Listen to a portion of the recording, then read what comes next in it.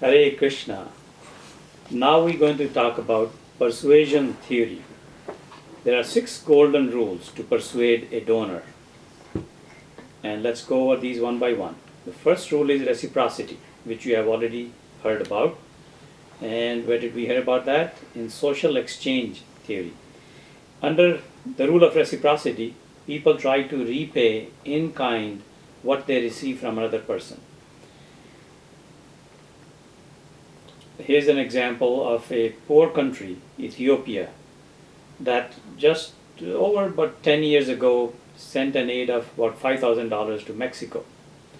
When Ethiopia itself was in great need of money, they were fighting the famine, they are a poor country, as you know. So why did they do that despite their personal need? Because Mexico had helped them in 1935 when Italy invaded Ethiopia. So the need to reciprocate was so strong that despite their personal interest, despite the cultural differences, they do not speak the same language, they don't look alike, there's a long distance between the two countries, and it happened over 60 some years ago, and still Ethiopia reciprocated with Mexico. So we should utilize this principle of reciprocity, that when we do good to somebody, when a guest shows up at the temple, we take nice care of that person, which we always do. The person feels obliged and returns the favor by making a donation. The key though is that we have to continue to take good care of these devotees because we want to make them lifetime devotees. As you heard before, under the social exchange theory, our book distribution effort has been seen as a manipulative effort in creating this obligation in the minds of people whom we give this book to. So what we can do to overcome that kind of image, or to not give them this impression that we are manipulating, we can point to the services and resources that ISKCON has provided to the community, or is still providing. Our Food for Life program, and how we help people get off drugs, how by following the 4 regulatory principles they are helping the environment by not eating meat, etc. The second principle is called the principle of consistency. Consistency means that we behave consistently with our commitments. And that's a tendency. When we make a commitment, we want to be true to ourselves, and we want to be seen as true to our commitment by others. So for that reason, when we make a commitment in public, we would like to keep that commitment. When we make a commitment voluntarily, when we are not coerced to make a pledge, then we are more likely to keep it. And when we make a commitment in writing, we are more likely to keep that commitment as a donor as compared to making a verbal commitment. The same thing applies to solicitors. If you need people to raise funds, you need volunteers to go on book distribution, you need volunteers to go on fundraising drives, etc. Similar principles apply to them as well. They are more likely to keep their commitments as solicitors if they make those commitments in public. They are also more likely to keep them if they fill out a form where they would say that, yes, I will do this activity and that activity. And there was a survey done by the American Cancer Society. They randomly called people in a city in America, and they asked them this hypothetical question. If you were called to volunteer to help American Cancer Society, would you go out to help? And the request for help was to go door to door asking for donations. People, when they were called and they were asked this hypothetical question, they wanted to look charitable in the eye of the caller. So they said, yes, we would go out on door to door fundraising. A few days later, they actually made the call to the same people, and their participation in that fundraising increased by 700%. So they were feeling shortage of volunteers.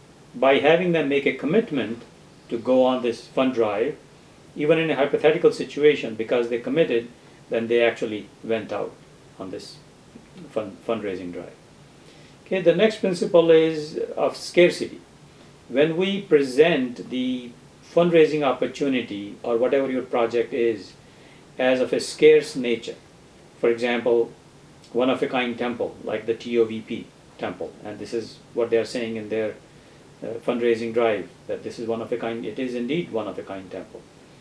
So this is a rare opportunity to support. So people would like to support, would like to donate more when they see this opportunity or perceive this giving opportunity as a unique opportunity.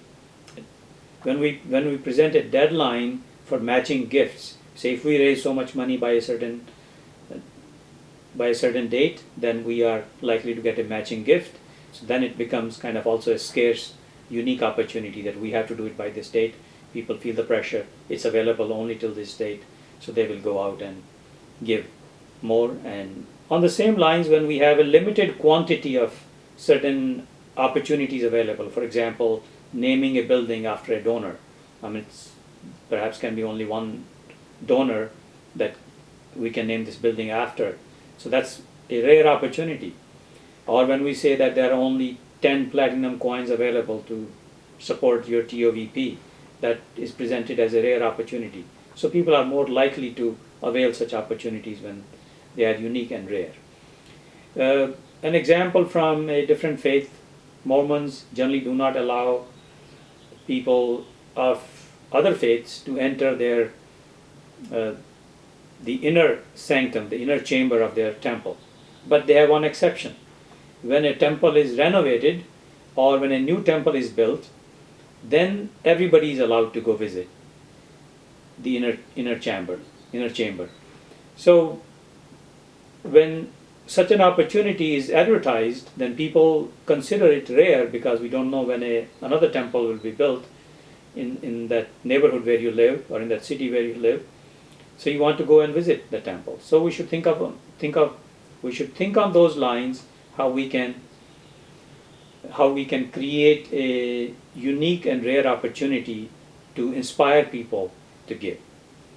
And we should also stress that a particular fundraising drive will facilitate that uniqueness further. For example, if you're raising funds for this Temple of Vedic Planetarium, which is a rare kind of a temple, then this fundraising will help that uniqueness. Or you can find other projects that will be of similar nature, and you can have one or multiple drives to support that unique project.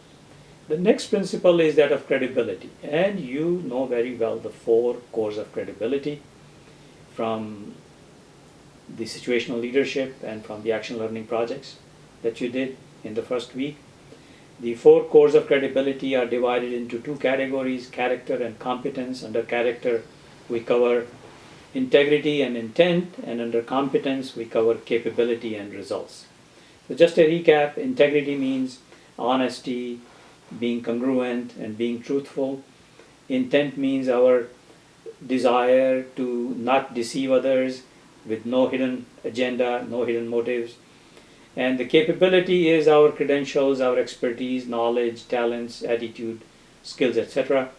And the results is having a good track record of actually walking the talk and having shown results in the past, having demonstrated our capability to put things into practice and do it in an effective manner. So when we are perceived as credible people, as credible fundraisers, then the donors are more likely to give to that cause. Then in addition to these 4 principles, there are 2 commonly used rules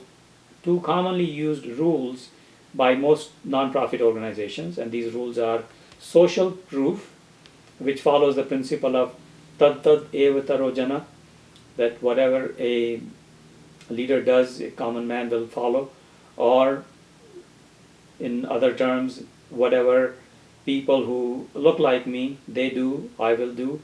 So in this case, if other well-known members of the community are giving, then I will give too. The last rule is called the liking rule, which is that when a fundraiser looks like a donor, then the donor is more likely to give. So for example, if a peer is asking, if a colleague is asking, if a co-worker is asking, if a friend is asking, they are kind of like me, they are in my career, so I'm more likely to give when they are asking. Okay, so these are the 6 rules that we talked about. Now, how do we apply these 6 rules or 6 principles? First thing is we have to understand what these principles mean, and I hope you have.